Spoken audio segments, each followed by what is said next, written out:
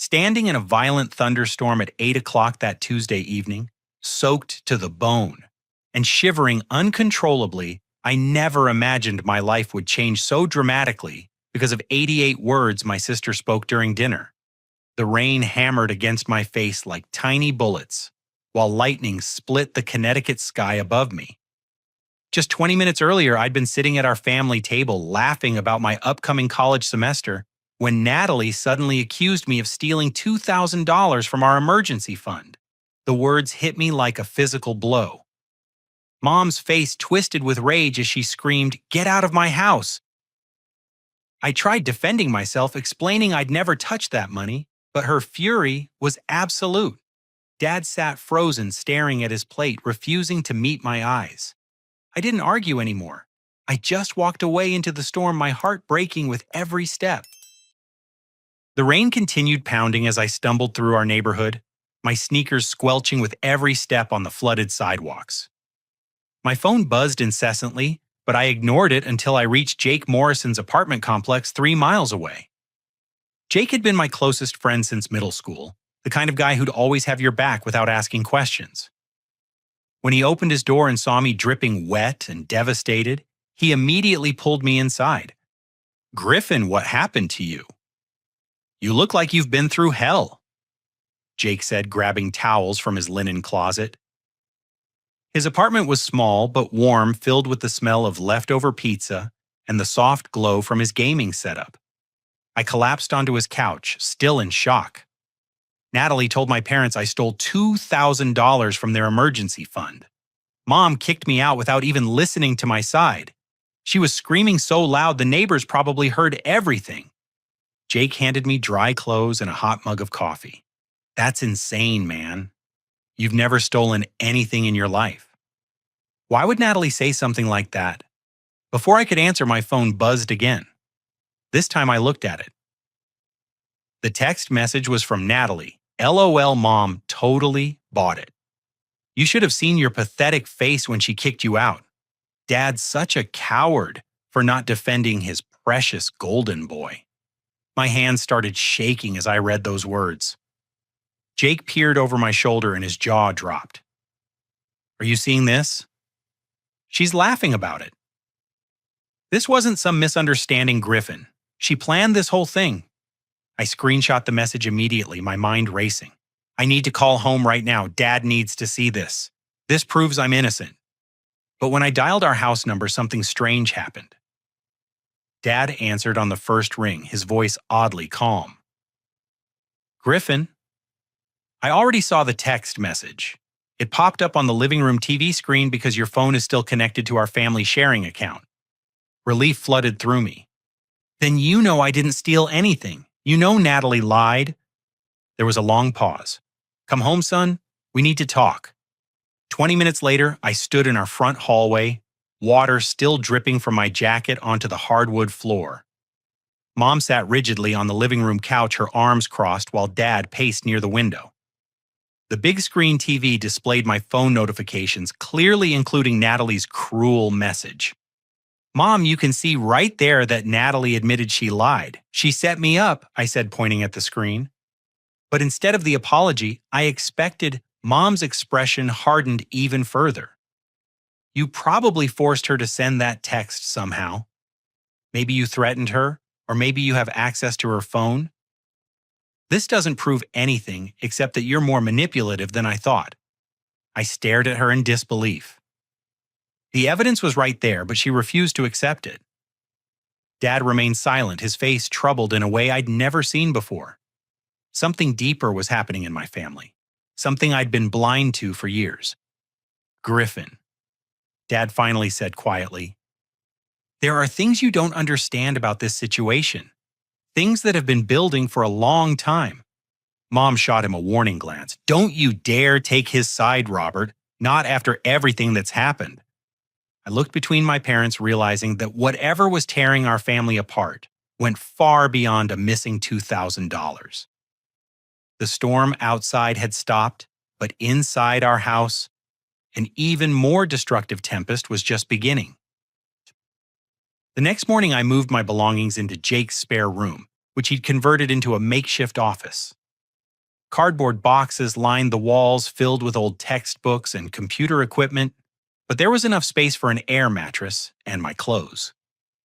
Jake insisted I stay as long as needed, refusing any offer of rent money.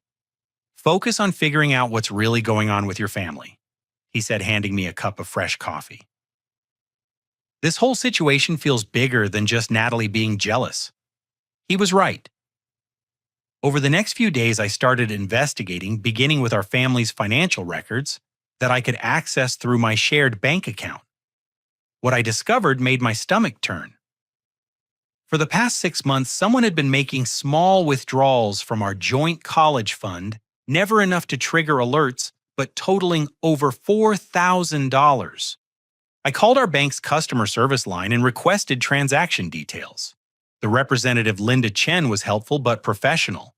"Mr. Griffin Williams, I can see multiple ATM withdrawals from your shared account, but they were all made using your sister's access card and PIN number." Armed with this information, I decided to talk to people in our community. Our next-door neighbor, Mrs. Henderson, had always been friendly with our family. She was watering her garden when I approached her fence. "Griffin, dear, I heard there was some trouble at your house the other night. Are you all right?"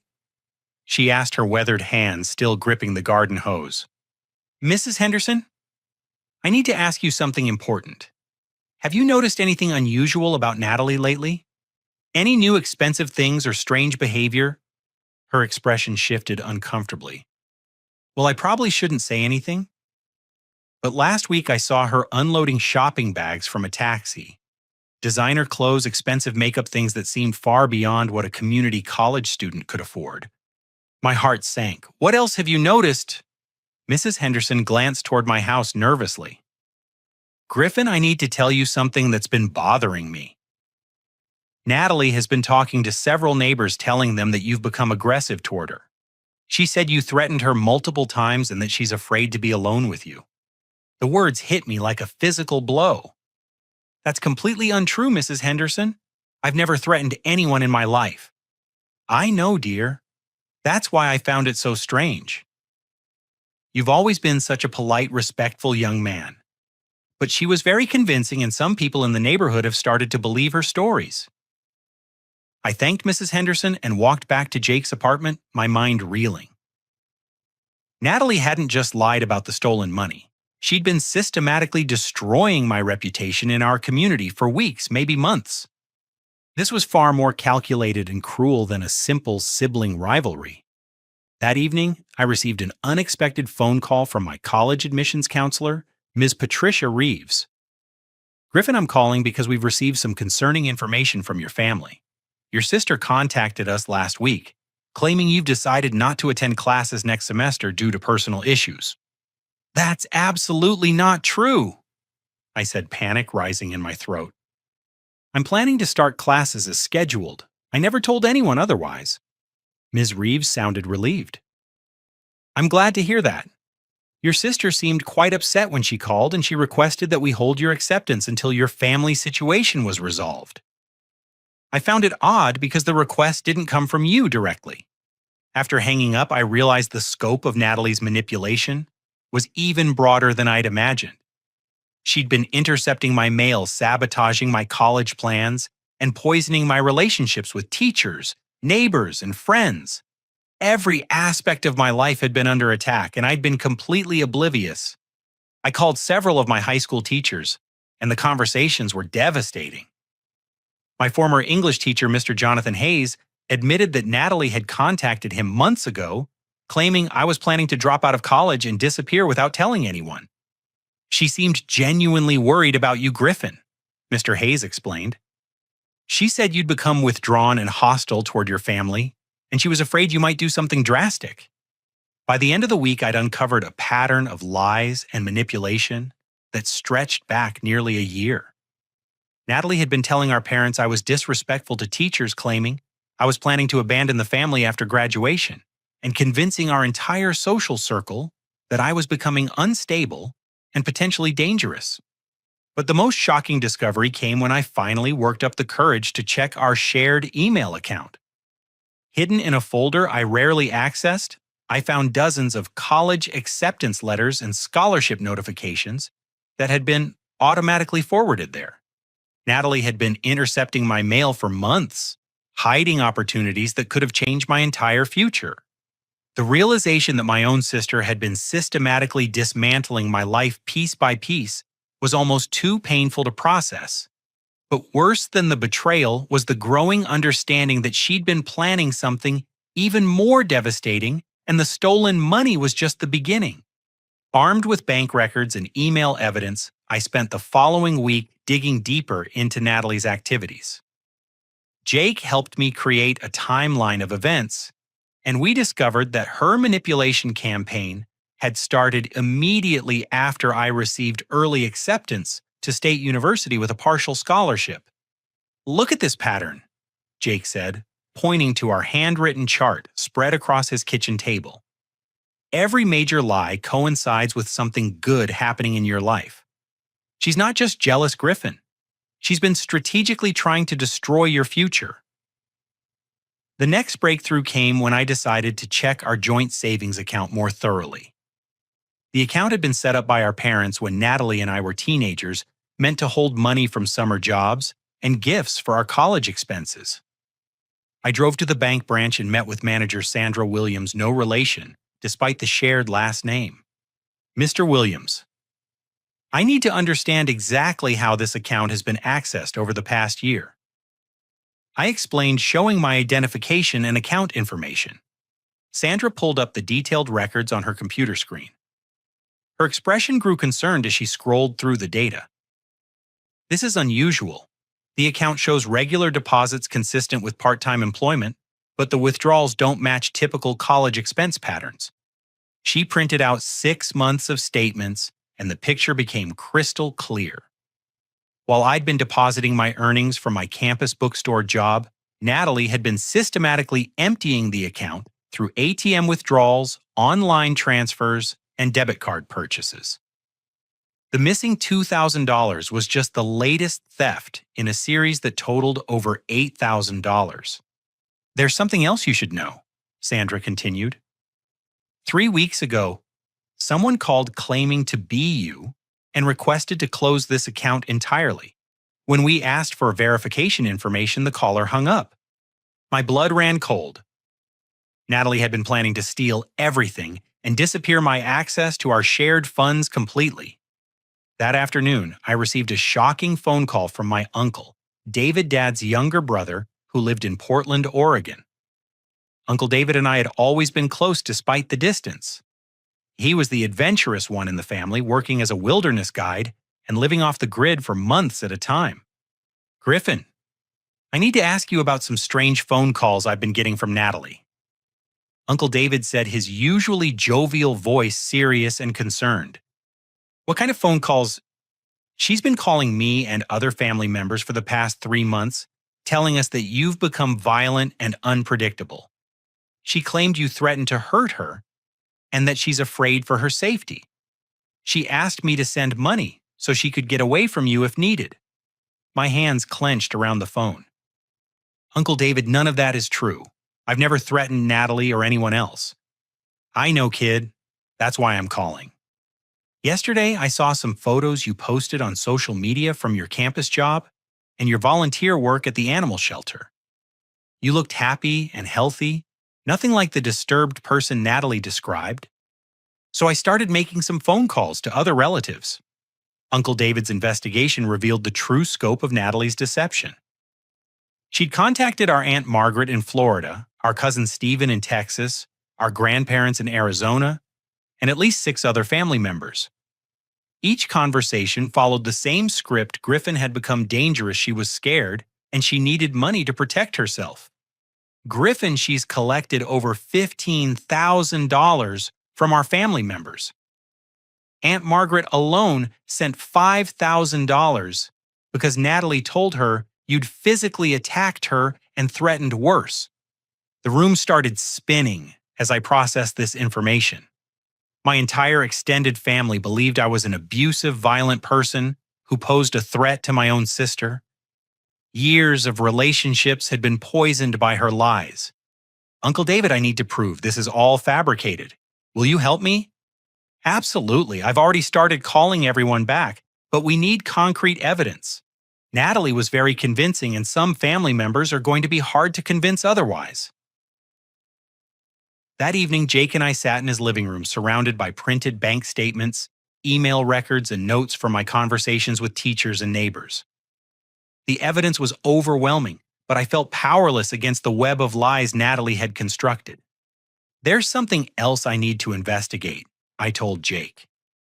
"I need to figure out where all that money went. $8,000 from our account plus $15,000 from relatives. That's $23,000. What could she possibly need that much money for?" Jake pulled out his laptop. "Let me check her social media accounts. Maybe there are clues there." What we found was disturbing. Natalie's Instagram and Facebook profiles showed a lifestyle completely inconsistent with a community college student living at home.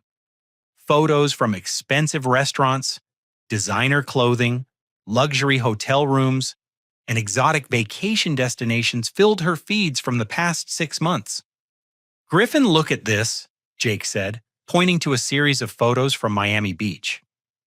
"These are from spring break, but according to your parents, Natalie told them she was staying local and studying." The photos showed Natalie living lavishly in South Beach, wearing clothes that cost more than most people's monthly salary. But what caught my attention was something else entirely. She wasn't alone in these photos. A young man appeared in several pictures, someone I'd never seen before. I screenshot the images and ran them through reverse image searches, hoping to identify the mysterious companion. What I discovered would change everything. The photos had been posted by someone named Trevor Martinez, a college student from Boston, whose profile indicated he came from a wealthy family. Trevor's social media told a different story than Natalie's. His posts referenced sending money to help a girlfriend who was struggling financially after her parents died in an accident. According to his timeline, he'd been supporting this girlfriend for over 6 months, sending thousands of dollars to help with medical expenses and housing costs. But the girlfriend he was helping wasn't Natalie.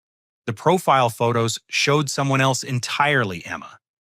Emma Fitzgerald had been my girlfriend through high school until her tragic death in a car accident 2 years ago. Seeing her beautiful face staring back at me from Trevor's social media posts felt like being stabbed in the heart. Natalie had been using my dead girlfriend's photos to catfish this innocent young man, exploiting his kindness and Emma's memory to fund her lavish lifestyle. The realization that my sister had desecrated Emma's memory for money was more painful than all her other betrayals combined. But it also gave me the evidence I needed to expose her completely. The next morning, I called Trevor Martinez directly. My hands shook as I dialed the number from his social media profile, unsure how to explain that the girl he'd been helping for 6 months was actually my sociopathic sister using my dead girlfriend's photos.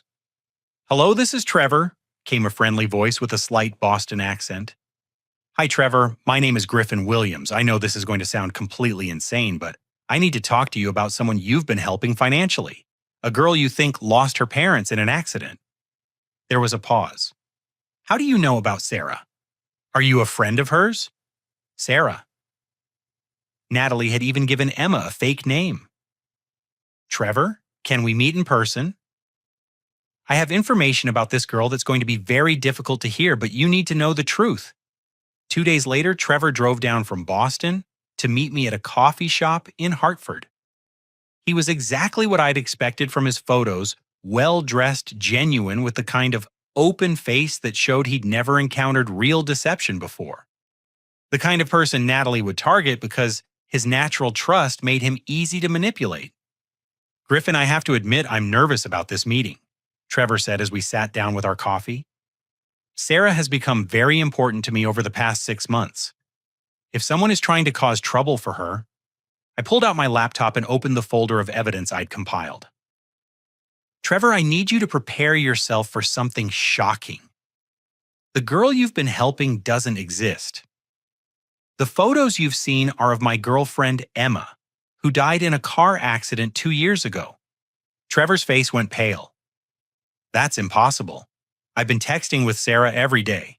She's told me about her struggles, her medical bills, her grief over losing her parents. I showed him Emma's real social media profiles, her obituary from the local newspaper, and photos of us together during our relationship. Trevor, someone has been using Emma's identity to scam you. That person is my sister, Natalie. The next hour was one of the most difficult conversations I'd ever had. Trevor pulled out his phone and showed me months of text messages from Sarah, descriptions of fake medical appointments, fabricated stories about financial hardship, and carefully crafted messages designed to keep him emotionally invested and financially supportive. She knew exactly what to say, Trevor whispered, scrolling through the messages. Every time I started to ask questions, she'd send a message that made me feel guilty for doubting her. I showed Trevor bank records proving that the money he'd sent to Sarah's account was actually going directly to Natalie. We compared dates, and every transfer corresponded with Natalie's luxury purchases and travel expenses.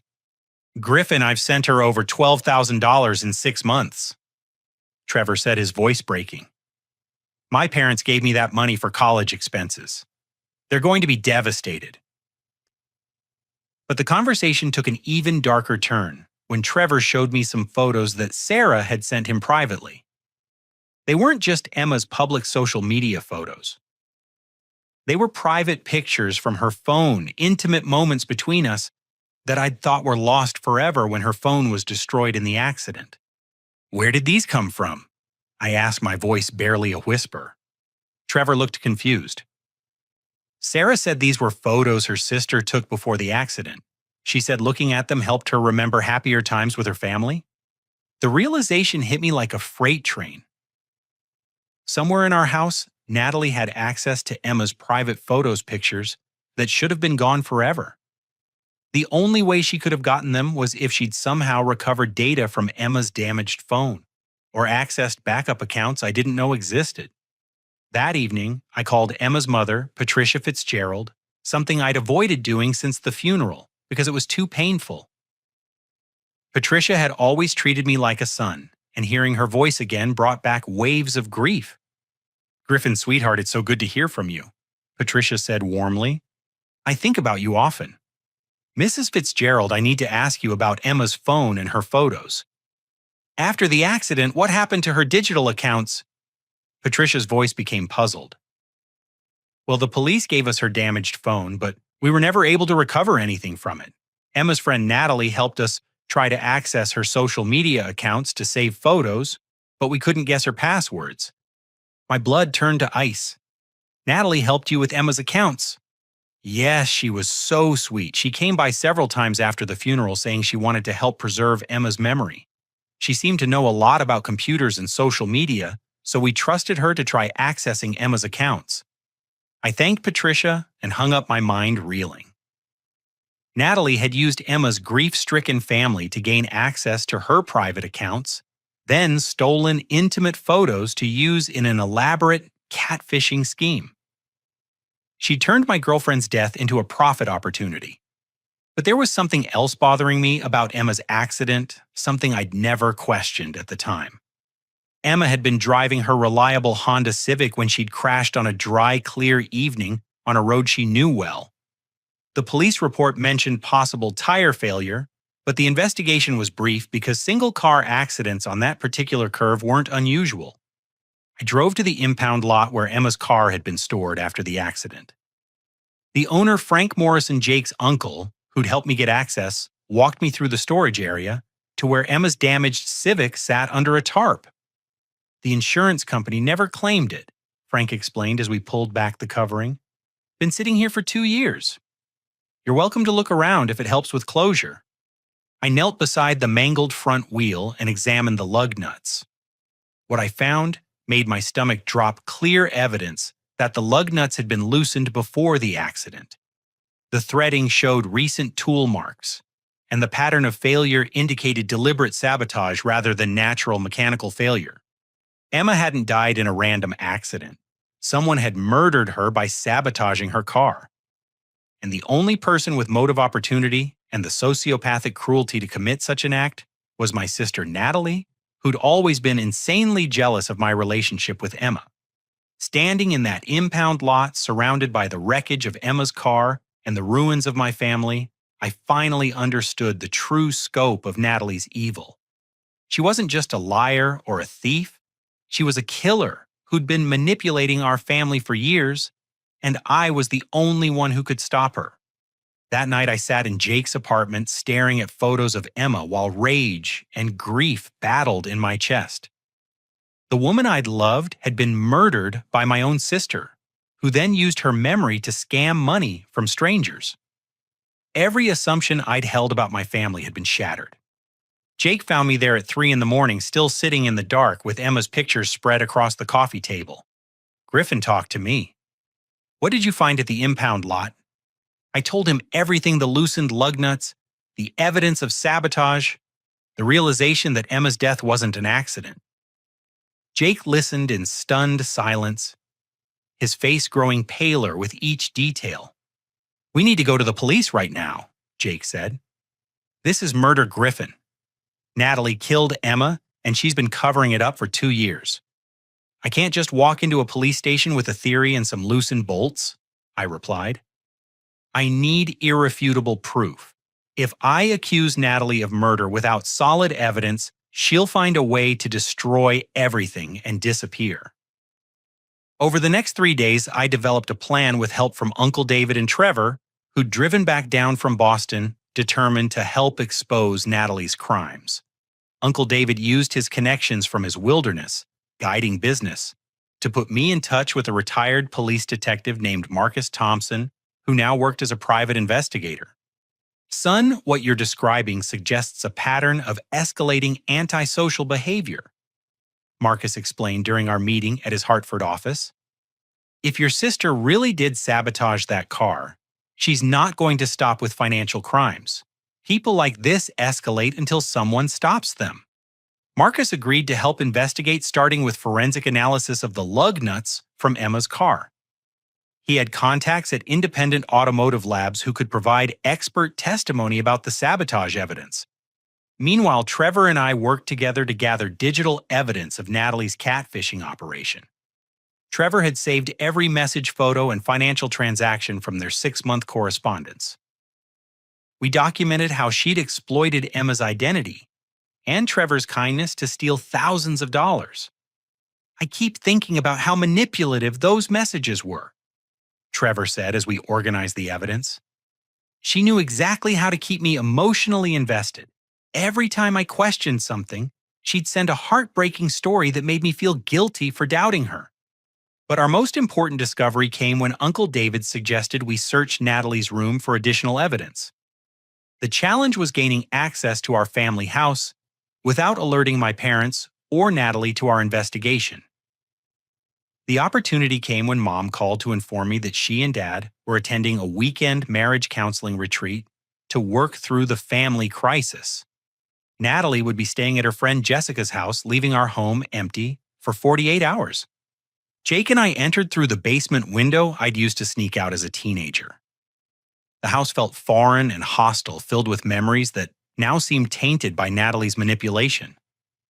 We went straight to her room, which she kept obsessively organized and private. What we found there was devastating. Hidden in a locked drawer which Jake picked using skills from his misspent youth was a detailed notebook filled with Natalie's handwriting. Page after page documented her plans to destroy my life systematically. The notebook read like a sociopath's manual. "Griffin's relationship with Emma makes him feel superior. Removing Emma will destabilize him emotionally and make him easier to manipulate. Mom and Dad's favoritism toward Griffin stems from his academic success. Sabotaging his college plans will shift their attention to me. Extended family sees Griffin as the golden child. Creating stories about his violence will turn them against him permanently." But the most chilling entry was dated just 1 week before Emma's accident. "E's car has been having minor issues. Perfect opportunity to ensure the problems become fatal. G will be devastated and everyone will comfort him making him vulnerable to suggestion that he needs family support more than independence. The notebook also contained detailed financial records of her scamming operations. Besides Trevor, she'd been catfishing at least 4 other young men using different stolen identities. The total amount stolen exceeded $30,000 over 18 months. Hidden behind the notebook was a small digital camera containing video files that made my blood run cold. Natalie had been secretly recording private family conversations for over a year, collecting material she could edit and use to support false narratives about my behavior. One video showed her deliberately provoking me into raising my voice during an argument about household chores, then editing the footage to make it appear I'd threatened her unprovoked. Another showed her placing expensive jewelry in my dresser drawer, setting up evidence for a theft accusation she never followed through with. The final video file was the most disturbing security footage from our garage, showing Natalie working on Emma's car the night before the accident. The timestamp proved she'd been sabotaging the lug nuts less than 12 hours before Emma's fatal crash. "Griffin, we have everything we need," Jake said quietly as we copied the files to multiple storage devices. This notebook and these videos prove premeditation for everything she's done, including Emma's murder. But as we prepared to leave, I found one more piece of evidence that broke my heart completely: a box of Emma's personal belongings that should have been returned to her family after the funeral. Natalie had kept Emma's jewelry photos and even personal letters as trophies, souvenirs of her successful murder. Standing in my sister's room surrounded by evidence of her calculated evil, I felt the last pieces of my old life crumble away. The family I'd thought I knew had never really existed. The sister I'd grown up with was a stranger capable of murder and manipulation beyond my worst nightmares. But along with the grief came a new determination. Emma deserved justice. Trevor and the other victims deserved their money back. My extended family deserved to know the truth. And I deserved to reclaim my life from the person who'd tried to destroy it systematically. The next phase of my plan would be the most dangerous, confronting Natalie directly, with the evidence while recording her reaction. If she confessed, we'd have everything needed to ensure she faced consequences for her crimes. If she tried to run or escalate her attacks, at least we'd be prepared for whatever came next. Marcus Thompson helped us plan the confrontation carefully. "People like your sister are most vulnerable when they think they're in control," he explained. "We need to create a situation where she feels safe enough to admit what she's done, not threatened enough to become desperate." Uncle David suggested organizing a family gathering under the pretense of healing our relationship. We'd present it as my attempt to apologize and make amends, appealing to Natalie's ego and sense of superiority. She'd never suspect that I'd uncovered the full scope of her crimes. I called Dad first, carefully controlling my voice to sound defeated and repentant. "Dad, I've been thinking about everything that's happened. Maybe Mom was right to kick me out. Maybe I've been selfish and blind to how my actions affected Natalie." Dad sounded relieved to hear what he interpreted as maturity. "Son, I'm glad you're ready to take responsibility. Your mother and I want our family back together, but there needs to be acknowledgement of the hurt that's been caused. I'd like to organize a family meeting where I can apologize properly to everyone," I continued. "Maybe we could include Uncle David and some other relatives through video calls so everyone hears me take accountability for my mistakes." Dad agreed immediately, eager for any chance to repair our fractured family. We scheduled the gathering for the following Sunday afternoon, giving me enough time to coordinate with Marcus, Uncle David, and Trevor. The plan was elegant in its simplicity. I would begin by offering a seemingly sincere apology for my supposed crimes. As Natalie basked in her victory, Uncle David would gradually introduce evidence of her theft from family members. When she tried to deflect or lie, Trevor would join the video call to confront her about the catfishing operation. Finally, I would present the notebook and video evidence recording her reactions to use in court. Marcus positioned tiny cameras throughout our living room the night before, disguised as decorative objects that would capture everything from multiple angles. Jake would monitor the recordings remotely, ready to call police if the situation became dangerous. Sunday afternoon arrived gray and cold, with heavy clouds threatening snow. Our living room filled with family members. Mom and Dad sat together on the main couch, while Natalie chose the armchair that positioned her as the center of attention. Uncle David joined us via laptop from Portland, along with Aunt Margaret from Florida and Cousin Stephen from Texas. I took a deep breath and began my performance. Everyone, thank you for taking time to help heal our family. I've spent the past 2 weeks reflecting on my behavior, and I owe all of you an apology, especially Natalie. Natalie's smile was radiant with triumph. She'd won completely, or so she thought. I was selfish and blind to how my academic success made Natalie feel overshadowed. I continued. I should have been more supportive of her college journey instead of making her feel like she had to compete for our parents' attention. Mom reached over and squeezed Dad's hand, tears forming in her eyes. Griffin, this means so much to us. Admitting your mistakes is the first step toward rebuilding trust. Natalie nodded graciously, playing the role of the forgiving victim perfectly. I just want our family to be happy again. All the conflict and tension has been so hard on everyone. That was Uncle David's cue. Speaking of family harmony, I need to address something that's been bothering me. Natalie, several months ago you contacted me about Griffin being violent toward you and asked for money to protect yourself. Natalie's smile faltered slightly, but she recovered quickly. Uncle David, I was scared and didn't know who to turn to. Griffin had been acting so angry and unpredictable. I understand being scared. Uncle David continued, his voice gentle but firm. But I've since learned that you made similar calls to Aunt Margaret, cousin, Stephen, grandma, and grandpa, and at least 6 other family members. You collected over $15,000 by telling each of us that Griffin was dangerous and you needed money to stay safe. The room went silent. Mom and Dad looked shocked while Natalie's face began to show the first cracks in her composed facade. That's not true, Natalie protested. I only called Uncle David, and it was because I was genuinely afraid. Aunt Margaret's voice came through the laptop speakers, thick with disappointment.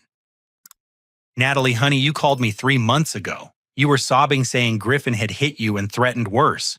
I sent $5,000 to help you get away from him. Cousin Stephen chimed in next. She called me too with the same story. I sent $2,000 because I was worried about her safety. Natalie's carefully constructed mask began to slip. You're all misremembering. I never asked anyone for money except in a real emergency. That was Trevor's cue to join the video call. His face appeared on the laptop screen, and I watched Natalie's expression change from confusion to recognition to pure panic. Hello, everyone, Trevor said politely. My name is Trevor Martinez, and I need to talk to you about Sarah Henderson, the young woman who lost her parents in a car accident and needed help with medical expenses. Natalie went completely white. She looked around the room like a trapped animal, calculating whether she could run or if she needed to fight. I don't know who this person is, she said weakly, but her voice had lost all conviction. Trevor pulled out his phone. Sarah, I have 6 months of text messages between us. You told me your parents died in a car crash, that you needed money for medical bills, and that you were struggling to survive on your own. I sent you over $12,000 because I cared about you and wanted to help. He held up his phone, showing photos of Sarah that were actually Emma's pictures. These are the photos you sent me claiming they were pictures of yourself and your deceased sister? Mom gasped audibly when she recognized Emma's face. Dad's expression hardened as he began to understand the scope of what had been happening. Natalie? Dad said slowly, please explain how Emma's photos ended up in this young man's possession. For the first time in the entire confrontation, Natalie couldn't speak. She sat frozen, her mind racing to find an explanation that could save her. That's when I stood up and pulled out the notebook we'd found in her room. Maybe this will help explain everything, I said, opening to the page where she'd planned Emma's murder. Griffin, what is that? Mom asked, her voice barely a whisper. I began reading directly from Natalie's handwriting. Emma's relationship with Griffin makes him feel superior. Removing Emma will destabilize him emotionally and make him easier to manipulate. I flipped pages. Extended family sees Griffin as the golden child. Creating stories about his violence will turn them against him permanently. The room erupted. Mom started crying, Dad stood up and began pacing, and the relatives on the video call began talking over each other in shock and disbelief. But the most dramatic moment came when I reached the final entry. E's car has been having minor issues. Perfect opportunity to ensure the problems become fatal. Natalie, I said, my voice shaking with suppressed rage. Emma didn't die in an accident. You murdered her by sabotaging her car. Natalie finally snapped out of her shock, and her response was more chilling than any confession could have been. Instead of denial or remorse, she laughed. You want to know the truth? She said, her voice suddenly cold and clinical. Emma was a pathetic little princess who thought she was better than everyone else. She had everything handed to her just like you, so I fixed the problem. Mom's sobbing became hysterical. Dad grabbed the back of his chair so hard his knuckles went white. On the video call, our relatives sat in stunned silence. I loosened those lug nuts perfectly, Natalie continued, seeming to enjoy the shocked reactions around her. I knew exactly which curve she'd lose control on. It took 3 tries over 2 weeks to get the timing right, but patience pays off. But then something completely unexpected happened. Dad, who had been silent through most of the confrontation, finally spoke up. Natalie, I've known about some of your lies for months, he said quietly. I've been pretending to be confused and passive because I was afraid of what you might do if you knew I was onto you. Everyone in the room turned to stare at him. Even Natalie looked shocked. Dad continued, his voice growing stronger. You've been putting something in my coffee every morning for the past 4 months. Anxiety medication that you steal from Mom's prescription bottle. You've been drugging me to keep me compliant and confused so I wouldn't interfere with your manipulation of this family. He walked to the kitchen and returned with a small plastic bag containing white powder. I've been pretending to take my coffee every morning, but actually collecting samples. Marcus Thompson had it tested, and it's confirmed to be lorazepam. Natalie's face went through a series of expressions, shock, rage, calculation, and finally a cold acceptance that her game was over. You have no idea how much work it took to manage all of you, she said, with disturbing calmness. Mom's so desperate to be the perfect mother that she'll believe any sob story. Dad's too weak to stand up for anything he believes in. Griffin's too trusting to see manipulation right in front of his face. And the extended family is so guilt-ridden about not staying in touch that they'll send money to anyone who claims to be in trouble. She stood up and smoothed her hair as if preparing for a photo shoot. The only mistake I made was not getting rid of Griffin the same way I got rid of Emma. But there's still time to fix that problem. The threat hung in the air like a physical presence. Dad immediately called 911 while Uncle David contacted local police from his end. Within 15 minutes, 2 patrol cars arrived at our house. As the officers handcuffed Natalie, she looked directly at me with a smile that will haunt my dreams forever. You think this is over, Griffin? You have no idea what I'm capable of. Prison is just another place to plan, and I have a very good memory for people who cross me. But her threats couldn't diminish the overwhelming relief I felt as she was led away in custody. For the first time in months, I could breathe freely, knowing that the person who had been systematically destroying my life was finally facing consequences for her actions. The weeks following Natalie's arrest moved quickly, like dominoes falling in a predetermined pattern. Marcus Thompson's forensic analysis confirmed that the lug nuts from Emma's car had been deliberately loosened with specific tools that were later found in Natalie's possession. The notebook provided clear evidence of premeditation for multiple crimes spanning over 2 years. Detective Sarah Coleman, who was assigned to the case, told me that Natalie's behavior in custody was consistent with antisocial personality disorder. She showed no remorse for any of her actions, Detective Coleman explained during one of our interviews. When we presented evidence of Emma's murder, she actually seemed proud of how cleverly she'd executed the plan. The financial crimes alone were staggering. Besides the money stolen from me, and our extended family investigators discovered that Natalie had been running catfishing operations on at least 7 different men using stolen identities to collect over $45,000 in total. Trevor's case was just the tip of the iceberg. But perhaps the most satisfying moment came when all our family members learned the truth about Natalie's manipulation campaign. Aunt Margaret flew in from Florida for the trial, and when she hugged me in the courthouse hallway, tears streaming down her face, I finally felt like my family was healing. "Griffin, I'm so ashamed that I believed those lies about you," Aunt Margaret said. "You've always been such a good boy, and I should have known something was wrong when the stories didn't match the person I knew you to be." Uncle David became my strongest advocate throughout the legal process, helping coordinate testimony from family members and ensuring that everyone understood how systematically they'd been deceived. "Natalie preyed on our love for family," he explained to a local newspaper reporter covering the case. "She knew exactly which emotional buttons to push to make each of us respond the way she wanted." The trial lasted 3 weeks and the evidence was overwhelming. Natalie was convicted on multiple charges: first-degree murder, in Emma's death fraud, for the catfishing operations theft, for stealing from family members, and assault for drugging Dad's coffee. The judge sentenced her to 25 years to life in prison, with eligibility for parole only after serving the minimum sentence. Trevor and I became close friends through the ordeal, bonding over our shared experience of being victimized by someone we'd trusted. He decided to use his experience to help other catfishing victims, starting a support group at his college in Boston. "What Natalie did to us was horrible," Trevor told me during one of his visits to Connecticut. "But if we can help other people recognize these manipulation tactics, maybe we can prevent someone else from going through what we did."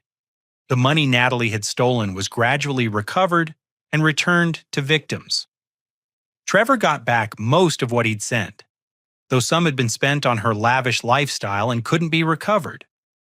Our extended family members were reimbursed from the sale of jewelry and electronics Natalie had purchased with stolen funds. But the healing process for my immediate family was more complicated.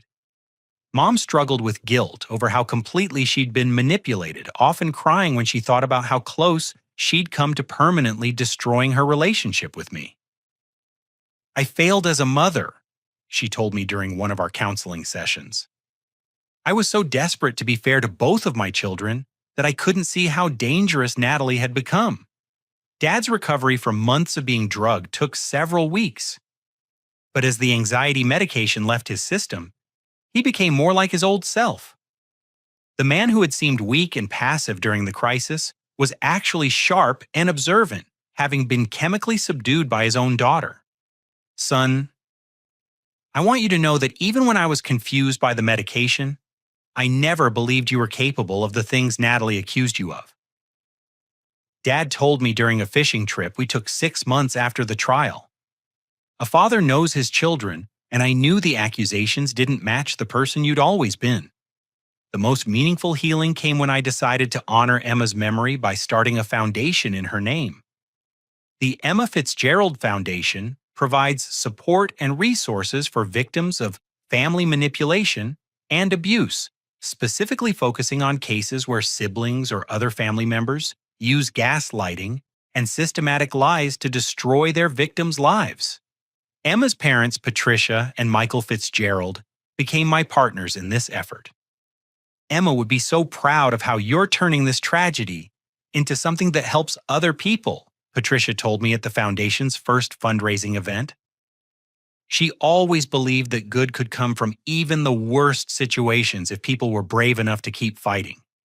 We also worked with automotive safety experts to develop better protocols for investigating single-car accidents, especially in cases where foul play might be involved. Emma's death had been initially ruled accidental because investigators didn't look closely enough at the possibility of sabotage. My college plans, which had been derailed by Natalie's interference, got back on track with help from the admissions counselor and several teachers who wrote new recommendation letters once they understood how they'd been manipulated. The scholarship I'd originally received was restored, and I started classes the following semester studying criminal justice with a focus on family violence prevention. Jake remained my closest friend throughout everything, often joking that his spare room had become a refuge for victims of sibling abuse. "You can stay as long as you need," he told me, "but eventually you're going to have to get your own place so I can convert that room back into my gaming setup." 1 year after Natalie's conviction, I received an unexpected letter from her in prison. The return address made my hands shake, and I almost threw it away without reading it. But curiosity won, and I opened the envelope to find a single page written in her familiar handwriting. "Griffin," the letter began, "you probably think you've won, but you're wrong. I have 25 years to think about what you did to me, and I'm very good at long-term planning. Enjoy your new life while it lasts, because I'll be back. And next time I won't make the mistakes that got me caught." I showed the letter to Detective Coleman, who added it to Natalie's file and assured me that threatening letters from prison would be taken seriously by parole boards when the time came. "People like your sister don't change," she warned me. "But at least now everyone knows what she's capable of and you'll never have to face her alone again." The letter didn't frighten me the way Natalie probably hoped it would. Instead, it reminded me of how much I'd grown since that terrible night when I was kicked out in the storm. The scared, confused young man who'd stood soaking wet in Jake's apartment had been replaced by someone stronger, wiser, and surrounded by people who truly cared about him. 2 years later, I graduated college with honors and was accepted to law school planning to specialize in family law and victim advocacy. Emma's parents attended my graduation, and Patricia hugged me afterward with tears in her eyes. "Emma would be so proud of the man you've become," she said. "You took the worst thing that could happen and turned it into a force for protecting other people." Standing there in my cap and gown surrounded by family and friends who had stood by me through everything, I finally understood that Natalie's greatest failure wasn't getting caught. It was believing that destroying someone meant taking away their hope. She'd taken Emma from me, stolen money from people I loved, and tried to turn my entire family against me. But she couldn't take away my determination to build something better from the wreckage she'd created. The foundation we'd built in Emma's name had already helped dozens of families recognize and escape manipulation. My testimony had helped convict 3 other people of similar crimes in nearby communities. The storm that began when Natalie lied about stolen money had indeed changed everything. But instead of destroying me, it had revealed strengths I never knew I possessed and connected me with people who became true allies in the fight for justice. Sometimes people ask me if I ever forgive Natalie for what she did. The honest answer is that forgiveness isn't something I think about anymore. I'm too busy building the life I want to live, surrounded by people who choose honesty over manipulation and love over control. The most important lesson I learned from this experience is that family isn't just about blood relations. Real family consists of people who stand by you when the truth is hard, who believe in your character, even when evidence seems stacked against you, and who help you become the best version of yourself rather than tearing you down for their own benefit. Emma's memory lives on not in the lies Natalie told about her, but in the foundation that bears her name and helps protect other families from the kind of systematic destruction we experienced. Every person we help escape a manipulative family situation is a victory that honors what Emma meant to me and what she would have wanted for the world. And on quiet evenings when I'm working on cases for the foundation, I sometimes feel Emma's presence encouraging me to keep fighting for truth and justice, reminding me that love is stronger than hate and that people who choose to build rather than destroy will always ultimately win. The young man who was kicked out in that storm learned that sometimes losing everything you think you have is the only way to discover what you're really made of. And what I found beneath the wreckage of my old life was something Natalie could never touch: the unshakable knowledge that I deserved better, and the determination to help others realize they deserve better too. Have you ever experienced someone in your family trying to turn everyone against you with lies and manipulation? How did you handle discovering that someone you trusted was systematically trying to destroy your life? I'd love to hear your thoughts and experiences in the comments below. If this story resonated with you, please like this video, subscribe for more stories about overcoming family betrayal, and share it with someone who might need to hear about standing up for the truth. Thank you for listening to my story, and remember that no matter how dark things seem, there are always people willing to help you find your way back to the light.